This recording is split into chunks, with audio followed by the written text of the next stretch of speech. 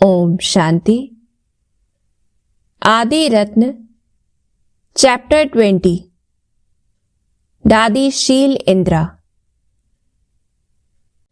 आपका जैसा नाम वैसा ही गुण था। आप बाबा की फेवरेट संदेशी थी। बाबा आप में श्री लक्ष्मी श्री नारायण की आत्मा का आह्वान करते थे। आपके द्वारा सत्युगी सृष्टि के अनेक राज खुले। आप बड़ी दीदी मनमोहिनी की लौकिक में छोटी बहन थी। लौकिक अलौकिक परिवार के कल्याण की आप एक कड़ी बनी। सिंधी समाज की सेवा में आपने विशेष योगदान दिया और मुंबई गाम देवी सेवा केंद्र पर रहकर अपनी सेवाएं दी। आप 22 जून 1996 को अव्यक्त वतनवासी बनी।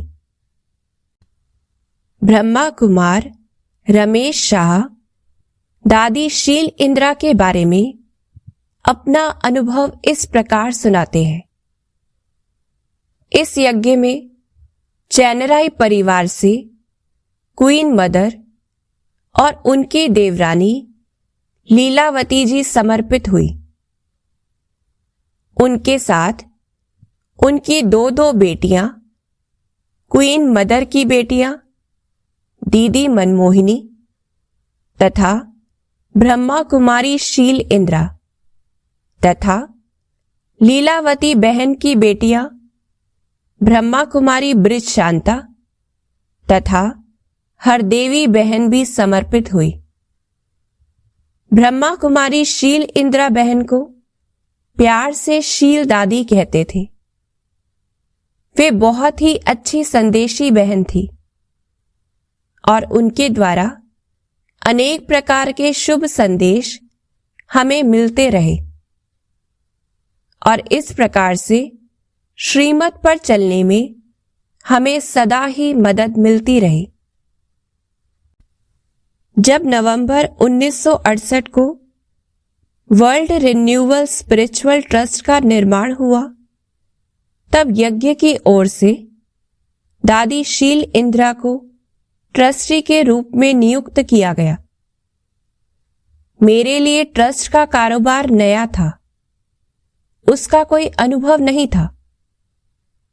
18 जनवरी 1969 को ब्रह्मा बाबा के अव्यक्त हो जाने पर ट्रस्ट के कारोबार के संबंध में शील दादी द्वारा मुझे बहुत मदद मिली। बाबा ने संदेश देकर भूल बताई। सन 1971 में विदेश सेवा के प्रारंभ का बीज डालने के लिए 6 आत्माओं का एक ग्रुप डेलीगेट्स के रूप में श्री बाबा ने भेजा। उसमें भाइयों में भ्राता जगदीश जी और मैं तथा बहनों में ब्रह्मा कुमारी रोजी बहन, ब्रह्मा कुमारी डॉक्टर निर्मला बहन, ब्रह्मा कुमारी उषा बहन तथा इस ग्रुप की मुख्य संचालिका के रूप में ब्रह्मा कुमारी शील इंद्रा बहन थी। विदेश सेवा के दौरान समय प्रति समय अव्यक्त बाप दादा की श्रीमत संदेश के रूप में शील दादी लेकर आती थी। एक छोटा सा मिसाल बताता हूं।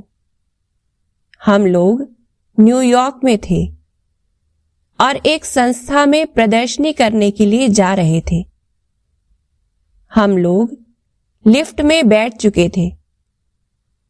इतने में शील दादी को श्री बाबा की टचिंग मिली कि आप लोग मुझे याद किए बिना ही सेवा के कार्यक्रम के लिए जा रहे हो, क्योंकि जब हम सब भारत से निकले थे तब अव्यक्त बाप दादा की डायरेक्शन थी कि कोई भी सेवा के लिए निकलो तो पहले 5 मिनट शिव बाबा को याद करके ही निकलो।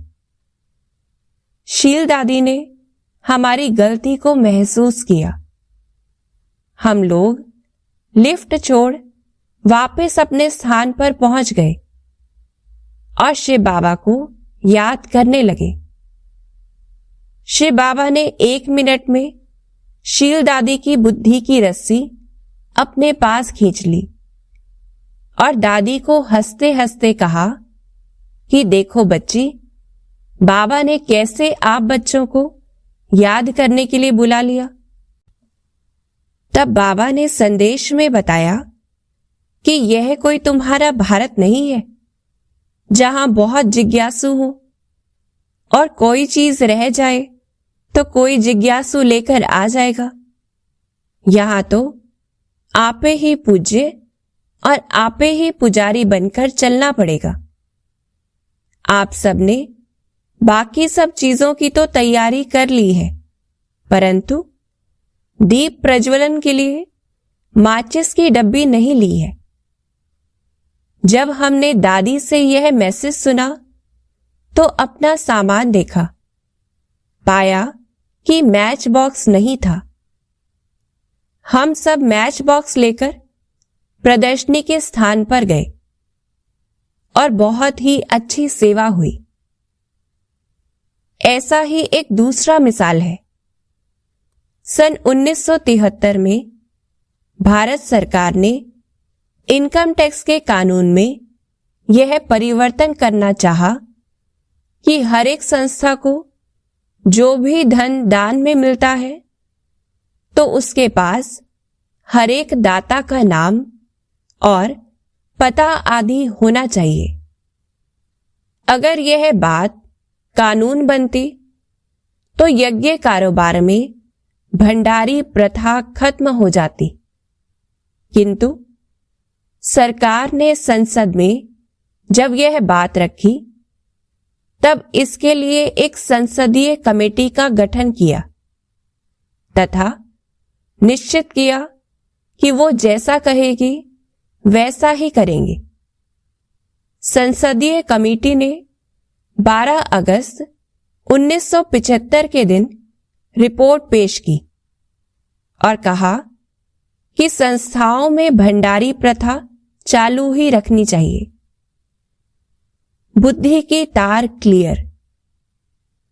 13 अगस्त को मैं मधुबन जाने के लिए मुंबई से निकला और 14 अगस्त को हम लोग आपस में इस बारे में मीटिंग कर रहे थे कि भंडारी प्रथा यज्ञ में होनी चाहिए या नहीं।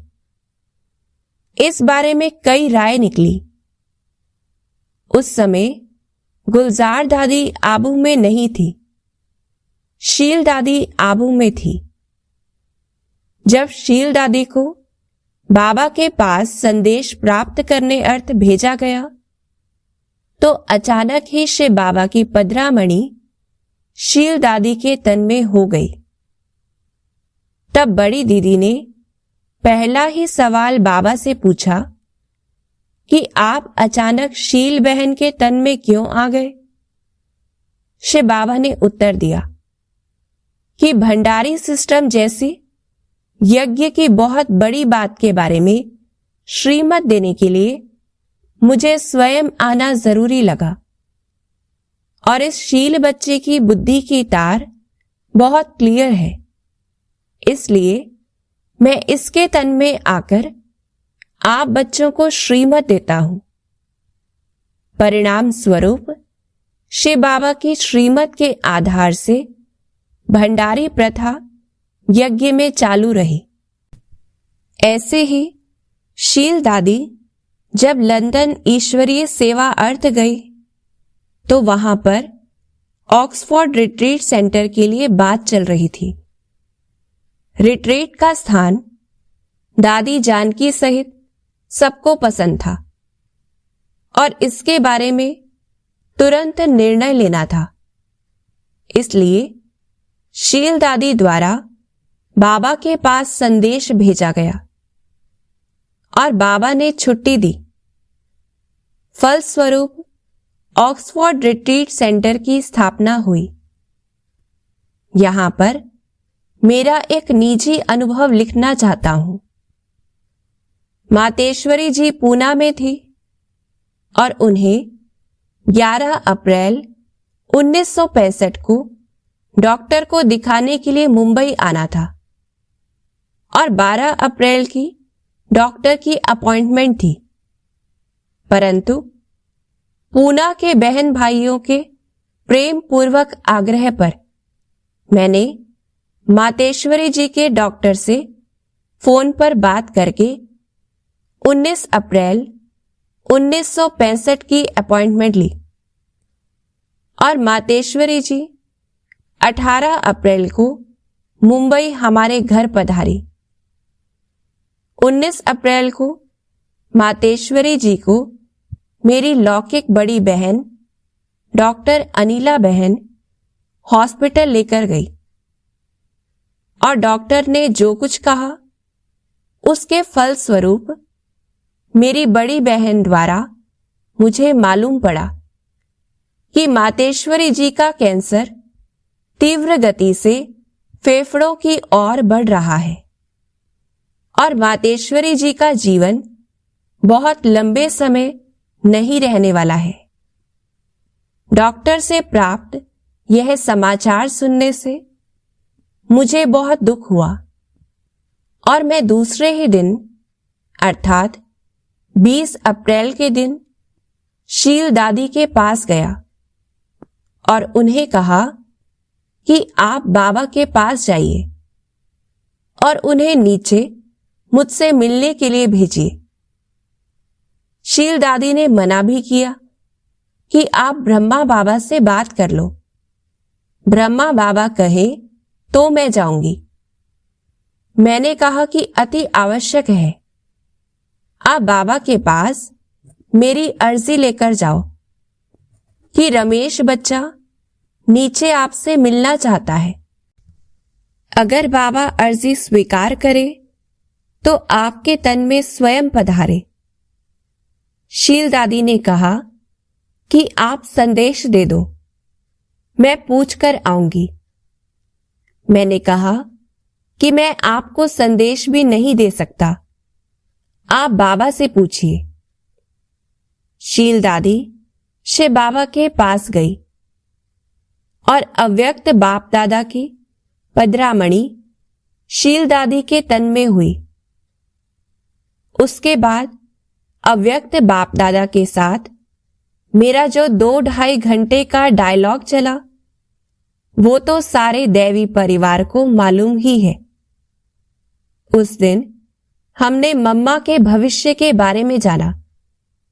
बाद में मम्मा की ट्रीटमेंट भी हुई और डॉक्टर ने 4 जून 1965 को आबू जाने की छुट्टी दी। हमारी बड़ी बहन मम्मा के साथ आबू गई और बाद में जब वापस आई तो उन्होंने बताया कि मम्मा की तंदुरुस्ती दिन प्रतिदिन बिगड़ती जा रही है। तब 17 जून 1965 को गुरुवार के दिन हमने शील दादी को बाबा के पास यह संदेश ले जाने के लिए कहा कि बाबा हमको किसी भी तरह से मातेश्वरी के अंतिम संस्कार में शामिल होना ही है। हमने आज तक कभी कुछ नहीं मांगा, इतना करें कि हम मातेश्वरी के अंतिम संस्कार में शामिल हो सके। तब शील बहन ने हम पर गुस्सा किया कि तुम्हारी जीभ से कैसे ये शब्द निकल सकते हैं कि मैं मातेश्वरी के अंतिम संस्कार में पहुंच जाऊं। मैंने शील दादी को कहा कि आपका फर्ज है बाबा के पास संदेश ले जाना, मैं आपको ज्यादा नहीं बता सकता। आज्ञाकारी शील दादी बाबा के पास गई। जवाब में बाबा ने संदेश दिया कि बच्चे ड्रामा में होगा तो तुम अवश्य ही पहुंच जाओगे। 24 जून 1965 को मातेश्वरी ने शरीर छोड़ा। निर्वैर जी, दादी प्रकाशमणि जी और मुंबई की सीता माता ट्रेन में आबू आने के लिए निकले और हम 5 लोग, मैं, उषा, शील दादी, नारायण दादा और नलिनी बहन दूसरे दिन हवाई जहाज से निकले और टैक्सी द्वारा मेहसाणा पहुंचे। वहां से दिल्ली मेल पकड़ आबू रोड पहुंचे। बाद में ऊपर शमशान घाट पहुंचकर मातेश्वरी जी को अंतिम विदाई दी। ऐसी हमारी शील दादी प्रति सादर श्रद्धांजलि। कोलाबा सेवा केंद्र की ब्रह्मा कुमारी गायत्री बहन, जिन्होंने 8 साल तक दादी के अंग संग रहकर सेवाएं की, दादी के साथ के अपने अनुभव इस प्रकार सुनाती है। शील इंद्रा दादी दीदी मनमोहिनी की छोटी बहन थी, कुमारी थी। शुरू में यज्ञ में जब पूरे के पूरे परिवार समर्पित हुए तो दादी का परिवार भी समर्पित हुआ। दादी का लौकिक परिवार बहुत रईस था। दादी सुनाती है, हमारी एक कोठी थी, उसमें एक कमरे से दूसरे में जाने में ही आधा घंटा लग जाता था। हमने कभी बालों में कंघी खुद नहीं की, सब नौकर चाकर करते थे। यज्ञ में समर्पित होने वाले परिवारों में दादी का परिवार सबसे बड़ा था, इसलिए सिंध में हल्ला मच गया। दादी के चाचा लोकूमल पिकेटिंग करने वालों में सबसे आगे थे। ओम मंडली पर केस भी उन्होंने किया। शील दादी को बाबा शहजादी कहते थे। दादी सचमुच में शहजादी थी।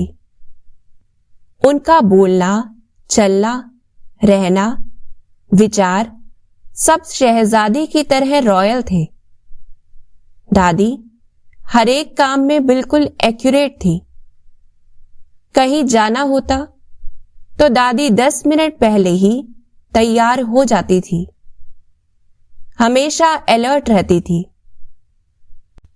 दादी की इन्हीं विशेषताओं के कारण बाबा इनको मुंबई का गवर्नर कहता था।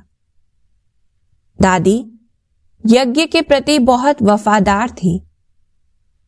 शील दादी की लौकिक भाभी कमला चैनराय उस समय मुंबई में जसलोक हॉस्पिटल चलाती थी। बाबा ने दादी को उनकी सेवा के लिए मुंबई भेजा। उन्होंने फिर बाबा को बैगरी पार्ट में धन की मदद की। लौकिक भाई ने मुंबई में सेवा के लिए फ्लैट खरीद कर लिया। बाबा ने क्वीन मदर और शील इंदिरा दादी को मुंबई में सेवा के लिए भेजा। दादी जी ने 1970 से 1996 तक मुंबई गामदेवी सेवा केंद्र का बड़ी कुशलता से संचालन किया। ओम शांति।